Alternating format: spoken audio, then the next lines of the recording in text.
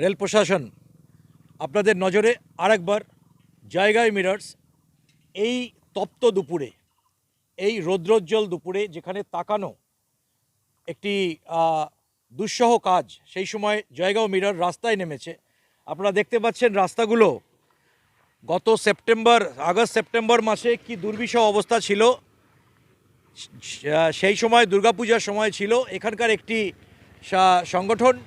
সামাজিক সংগঠন আলিপুরদুয়ার উন্নয়ন মঞ্চের পক্ষ থেকে একটি ভিডিও করা হয়েছিল। তারপরে আমরা দেখলাম যে রেল প্রশাসন থেকে এখানে বালি ফেলা হলো, বেড ম্যাটেরিয়াল ফেলা হলো। তারপরে বলা হলো যে এই রাস্তাগুলো খুব তাড়াতাড়ি, কলোনি রোডসগুলো খুব তাড়াতাড়ি ঠিক করে দেওয়া হবে। কিন্তু আজকে প্রায় 7 মাস অতিক্রান্ত এই রাস্তাগুলো কিন্তু এই অবস্থাতেই পড়ে আছে। এই বেড ম্যাটেরিয়াল, এই শুকনো দিনে এই বেড ম্যাটেরিয়াল গাড়ি ঘোড়া বিশেষ করে সকাল 10টা 11টার দিকে, ভোর 7টা 8টার দিকে কি অবস্থা হয়ে যায়। এইখানে পাশে রেল কোয়ার্টার্স, আপনারা দেখতে পাচ্ছেন প্রত্যেকটি কোয়ার্টারে রেলের মানুষ থাকে এবং তাদের কি অবস্থা হয় আপনারা দেখতে পাচ্ছেন। এইখানে এত বয়স্ক মানুষরা এই গ্রামেই থাকেন এবং রিটায়ার্ড লোকেরা এই গ্রামে থাকেন। তাদের স্বাস্থ্যের দিকে নজর দেওয়া উচিত রেল প্রশাসনের। বাচ্চা স্কুল গোয়িং চিলড্রেন এখানে, এর পাশেই আছে রেলওয়ে হায়ার সেকেন্ডারি স্কুল, এখানে সেন্ট জেভিয়ার স্কুল, এখানে কেভি আছে, কেন্দ্রীয় বিদ্যালয় আছে এবং এই শহরের চারদিকে বিভিন্ন স্কুল এবং কলেজ ছড়িয়ে ছিটিয়ে আছে। আপনারা দেখতে পাচ্ছেন কি পরিমাণ ধুলা যাচ্ছে। একটি টেকনো ইন্ডিয়ার বাস কি পরিমাণ ধুলা উড়াতে যাচ্ছে। এইভাবে বাচ্চাদের কি দুর্বিষহ অবস্থা। আরেকটি বাস আসছে, আপনারা দেখতে পাচ্ছেন। আমি ক্যামেরাম্যানকে বলবো এই রাস্তা দিয়ে একটি বাস আসছে, আপনারা দেখতে পাচ্ছেন যে কি দুর্বিষহ অবস্থা, ধুলা উড়াতে আসছে। আপনাদের লাইভ ভিউ দিচ্ছি কি পরিমাণ ধুলো উড়াতে আসছে। এর পেছনে যদি একটি বয়স্ক মানুষ বা বাচ্চারা যদি এর পেছনে ফলো করে কি পরিমাণ কি অবস্থা হবে আপনারা দেখতে পাচ্ছেন। একদম লাইভ দেখতে পাচ্ছেন কি অবস্থা। পাশে রেল কোয়ার্টারের বাড়িগুলোতে জামা কাপড় এই সমস্ত মেলা আছে, কিন্তু তাদের এই দিকে রেল প্রশাসনের কোনো রকম তাদের দৃষ্টি নেই।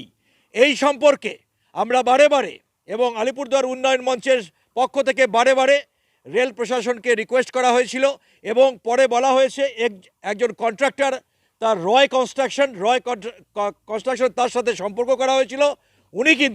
উনি কিন্তু বলেছিলেন যে এপ্রিল মাসের মধ্যেই এই কাজ শুরু হবে।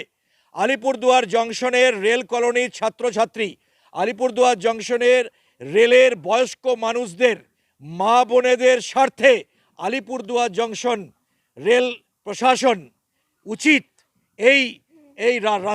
এই রাস্তাগুলো চারদিকে যে ধুলোর পরিস্থিতি, রাস্তাগুলো ইমিডিয়েট রিপেয়ারিং প্রয়োজন। এই সম্বন্ধে আমরা জিজ্ঞেস করে নিব টেকনো ইন্ডিয়া স্কুলের ছাত্র, রেল স্কুলের ছাত্র, তাদের কি অবস্থা হয়। এই ধুলার রাস্তায় তোমাদের কি অবস্থা হয়? আমাদের অনেক খারাপ অবস্থা হয়। আমাদের ড্রাইভার কাকু পুরো স্লাইড মাইরে নিয়ে যায় এখান দিয়ে। তো তোমাদের সর্দি কাশিও হয় নিশ্চয়ই? হ্যাঁ, এটার জন্য আমাদের কখনো কখনো সর্দি কাশিও হয়, ইভেন কয়েকটা বাচ্চার ইনফেকশনও হয়। দেখুন, অলমোস্ট দুধের শিশু, সে বলছে যে ইনফেকশন হয়, অথচ রেল প্রশাসন চুপ করে বসে আছে। তুমি কোন স্কুলের ছাত্র? রেল স্কুলের ছাত্র। আচ্ছা, তুমি কোন ক্লাসে পড়ো? আমি 12 12-এ পড়ো।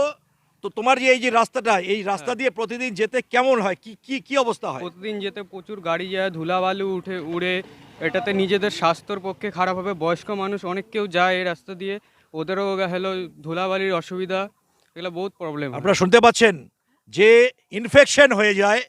বাচ্চা ছেলেমেয়েরা বলছে আমি যদি এটা 10টা 11টার সময় থেকে করতাম, আপনারা দেখতেন এখান থেকে শয়ে এই আশপাশ থেকে শয়ে ছেলেমেয়েরা তারা কিন্তু এই রাস্তায় এবং বিভিন্ন রাস্তায় একই অবস্থা। আমরা কথা বলে নিব এই কলোনিরই একজন কাকিমার সাথে। কাকিমা, আপনার এখানেই কোয়ার্টার্স? এই যে এই ধুলাতে আপনার কি ধরনের অসুবিধা হয়? অনেক অসুবিধা হয়।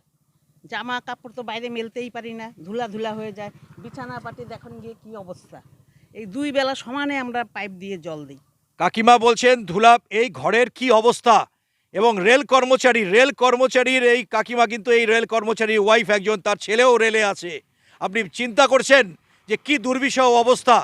আপনারা দেখুন একটি গাড়ি এসছে, গাড়ি এসছে বারবার রেল প্রশাসনকে বারবার, তুমি যে এই রাস্তা দিয়ে আসছো একটু বলতে হবে, কথা বলতে হবে, একটু কথা বলতে হবে, একটু কথা বলতে ধরে নিয়েছি, ধরে নিলাম, হ্যাঁ, কি কথা কি বলছো? অবস্থা বলো তো? ধুলাটা অবস্থা খুব খারাপ, ধুলা। খুব খারাপ অবস্থা। হ্যাঁ। তো তোমরা অসুস্থ হয়ে যাচ্ছ, হ্যাঁ, অসুস্থ হয়ে যাচ্ছ। হ্যাঁ, হ্যাঁ। তো এইভাবে কতদিন ধরে চলছে এরকম? এখন রেলের রাস্তা আমরা কি করতে পারি? এটা বহুদিন ধরে এরকম খারাপ, বহুত বছর ধরে।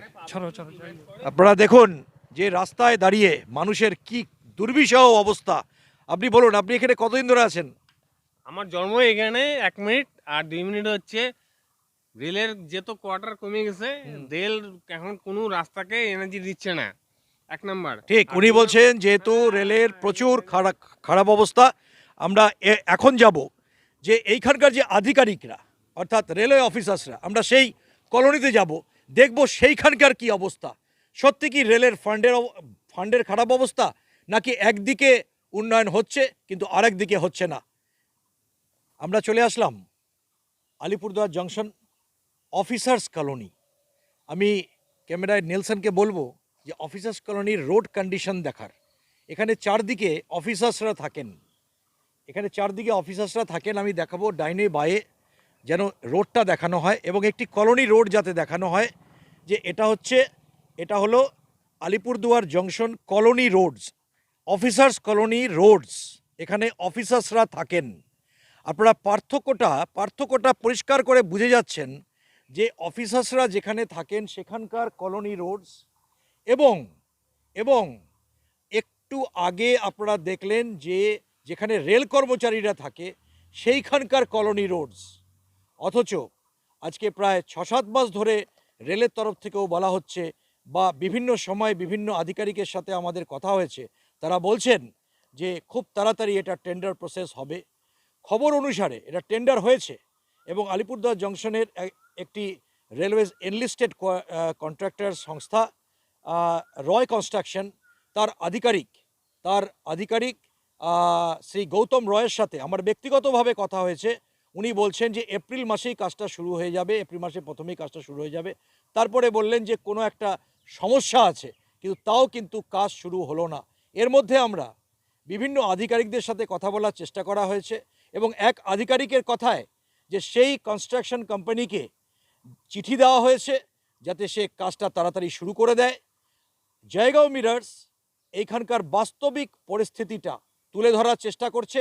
আলিপুরদুয়ার জংশনের রেলের দুটি ইউনিয়ন, এমপ্লয়িজ ইউনিয়ন এবং মজদুর ইউনিয়ন, তাদের কর্ণধারদের সাথে কথা বলার চেষ্টা করা হয়েছে এবং তাদের যেটা বক্তব্য, ওভার ফোন কথা হয়েছে, তাদের যেটা বক্তব্য যে এই বিষয়ে তারা খুব একটা বেশি যে ওয়াকিবহাল সেই ধরনের কোনো উত্তর কিন্তু তারা দিতে পারেননি। ওভারঅল সমস্যা কিন্তু রেল কলোনির কর্মচারীদের ছেলেমেয়েদের, বিশেষ করে যারা স্কুলে যায় এবং চারপাশে যারা রিটায়ার্ড এমপ্লয়িজ আছেন, তাদের বয়স 60 থেকে 80, 85, 90। এই অবস্থার জন্য কে দায়ী, এই জবাব কিন্তু রেল প্রশাসনকে দিতেই হবে।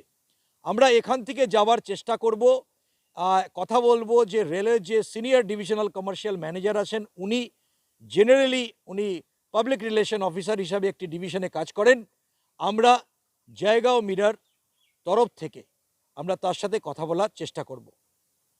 কথা মতো আমরা এসেছিলাম আলিপুরদুয়ার জংশন ডিআরএম অফিসে, কিন্তু ডিআরএম সাহেবের অনুপস্থিতিতে আমরা সিনিয়র ডিভিশনাল কমার্শিয়াল ম্যানেজার ওনার সাথে কথা বলার চেষ্টা করেছি, কিন্তু ওনার কথা মতো উনি কোনো মিডিয়া বাইট দিতে চাননি, কেন কি ওনার কোনো অফিসিয়াল রেস্ট্রিকশনস আছে। কিন্তু উনি যেটা বললেন, সম্বন্ধিত অধিকারী সিনিয়র ডিএন সাথে কথা বলে উনি বললেন যে সত্যি রাস্তাগুলোর অবস্থা খুবই খারাপ এবং 2 থেকে 3 দিনের মধ্যে এই রাস্তার কাজ শুরু হয়ে যাবে।